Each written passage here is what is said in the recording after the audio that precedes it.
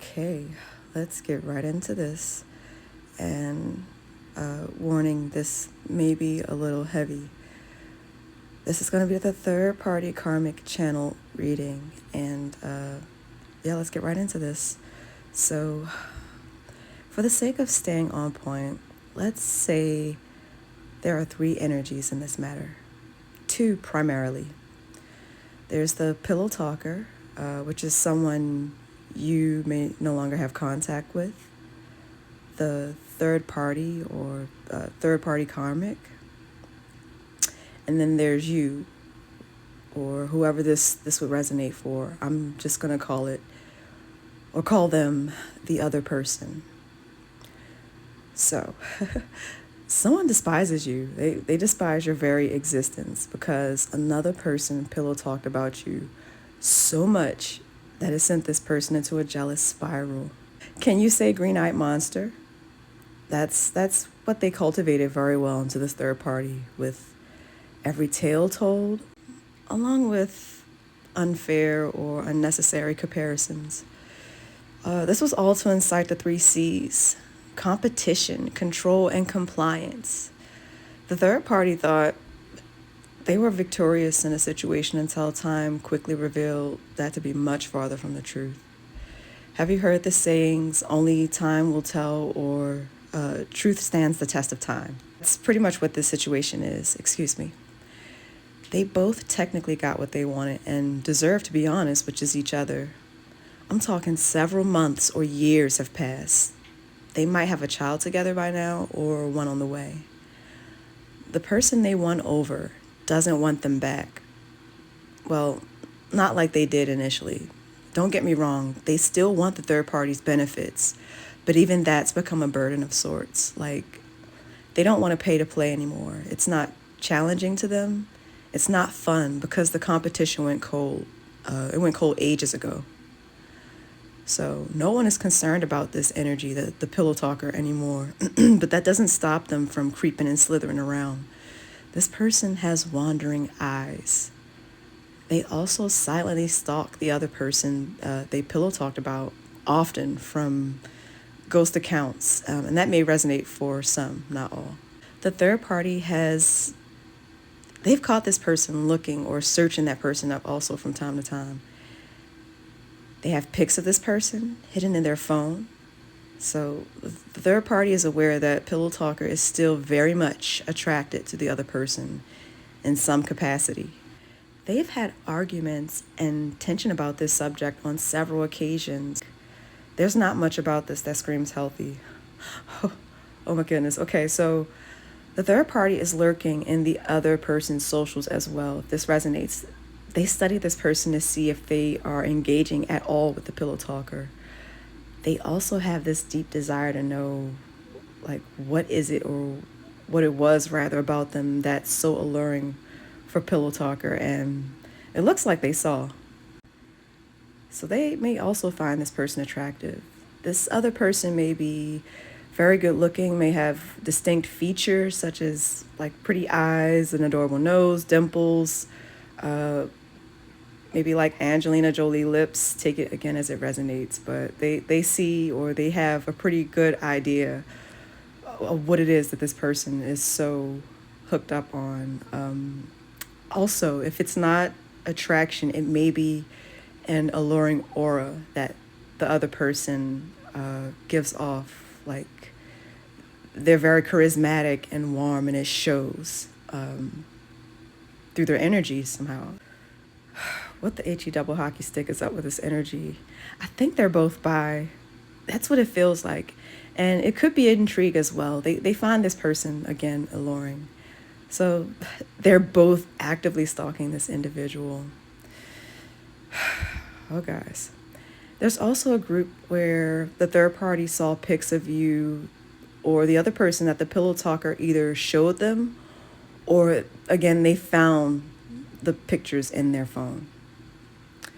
And in this scenario, they can't find you. The pillow talker can't find you. Neither can the third party. And they're either asking around about you, about trying to get information on you. Goodness. So they're busy. The third party They don't want to feel like they lost. And letting whatever this is go feels like, it feels like admitting defeat. So I'm getting the song by Billie Eilish, Wildflower. She says in it, but I see her in the back of my mind all the time, like a fever, like I'm burning alive, like a sign, did I cross the line? Like this person, this lady, or male, it might be a lady, it came out so freely. So this person is living rent-free in a third party's head, as well as the pillow talker. The third party thought they could win this energy over the pillow talker somehow by giving in to their toxicity. It's a twisted, low-frequency language of love. And they're coming to the realization now that they took someone else's trash out. They believed initially that they were getting the prize or the treasure, which is no doubt the treatment pillow fool is what I'm going to call him now, was aiming for all along. You know, Pillow Fool was actually hoping they could use third party to get compliance out of the other person. It looks like their goal was to keep them both, and essentially just ended up being stuck with the third party because the third party needed to be picked. They refused to see a world where they lose. Third party did everything the other person wouldn't do, and then they did a little extra, let's just say. And this was all according to Pillow Talker, so they were just talking their best mess. And the third party was pretty cutthroat in their pursuit. And that's only for them to feel duped and bitter now, like present day. Third party began to see the other person's point of view. Like they actually might have been onto something. Because as life continued to play out, the stories that they told were no longer adding up. There were lies debunked, rumors that turned into fact as evidence, and proof that started rolling in from external sources. I mean, it's getting messy in their nasty, nasty business. They bonded on the idea of showing a lover up, essentially. They might have known one another since childhood, or it was a passion-fueled whirlwind of a one-nighter that went way beyond its expiration. Both of them had points to make. Pillow Talker or Pillow Fool needed to believe their lifestyle was nothing to give a side eye, that the disconnect was nothing to, a giant, right? They could do and find better, but still looking for the other person in people. However, they never found that upgraded version they were looking for. The third party wanted to prove that they were the better lover or partner, that they were the obvious choice, one that could take and keep a partner. This person wanted to be the real deal, as they say. It was a game for both of them. It was low frequency activity, I call it. So the third party was pulling tricks on top of tricks out of their little book, and they were catering to Pillow Talker's deepest and darkest whims. It feels very much like grooming. And the third party could possibly be younger than Pillow Talker, or they might just play into whatever they're selling extremely well. Take it again as it resonates. So these people, these energies were into some taboo stuff and have what looks to me like a quiet but very open relationship. I'm getting BDSM and or polyamory of some sorts. And now I'm hearing Janet Jackson's song Rope Burn. I think this was created in her LGBT days.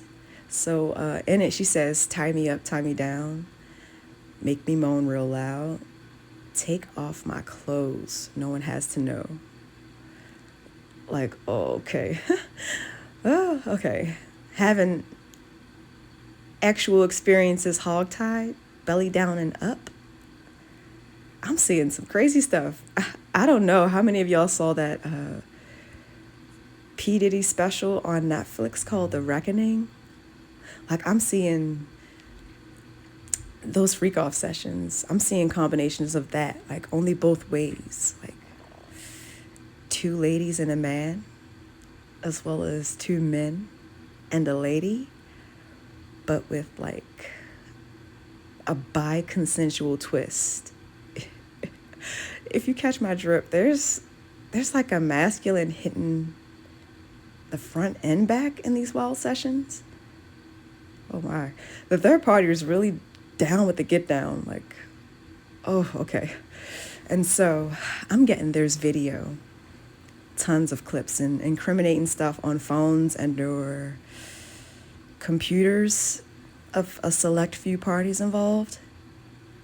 These people might do serious drugs or drink heavily and smoke like ganja, that stuff. Oh, and it used to be fun, it looks like I'm hearing, but not anymore.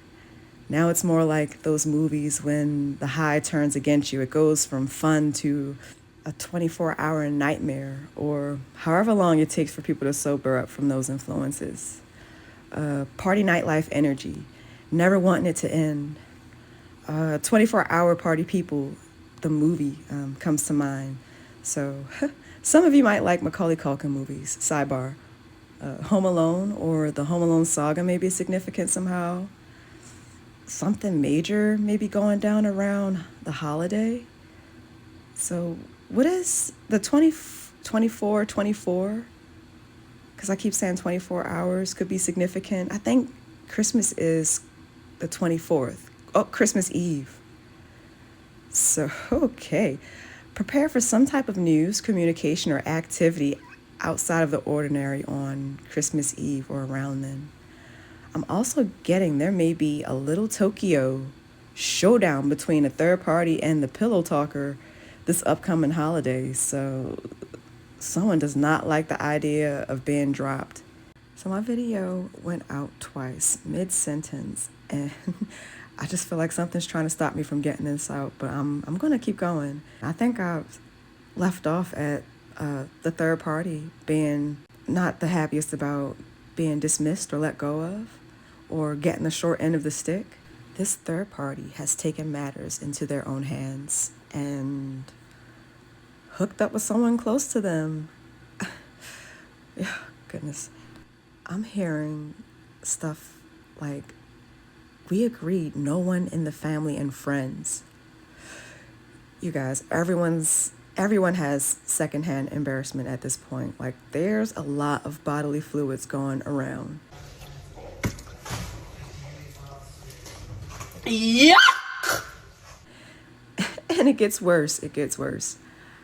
I can't see who got it first or if it's even curable, but it got passed around. And that's how the truth is being brought to light in a matter. Golly. Okay. So moving along, they also use footage against one another. That's why the pillow talker can't quite cut out the way they'd love to. Someone got way too comfortable with the third party and did something one or two crazy nights that they're praying to whoever they subscribe to. I mean, God, Allah, Jehovah, the creator, with everything in them, that all of it stays under wraps and goes to the grave. So I'm hearing, and I think this was in another reading I had, Tovlo, the song Habits come to mind. Gotta stay high all the time. So the pillow talker is miserable and going through the motions since their buffoonery did not give them the turnout they planned for. They're dying in silence. It's the kind that has you drowning your sorrows. Drug abuse in some cases. They're squandering money and other resources they don't technically have. This person could also be overworking to keep their minds from wandering to that place. Like, it's a place in their mind they go to that constantly replay moments when they knew they messed up real good and never considered correcting that course at any stage when it might have made, the slightest difference. They think about like how they stand or stood 10 toes down on lies and manipulation. Like, this is the foundational pillars of this person's persona, lies and manipulation. This energy is confused, miserable, and lost. Ooh, you guys, I'm getting chills. That's crazy work.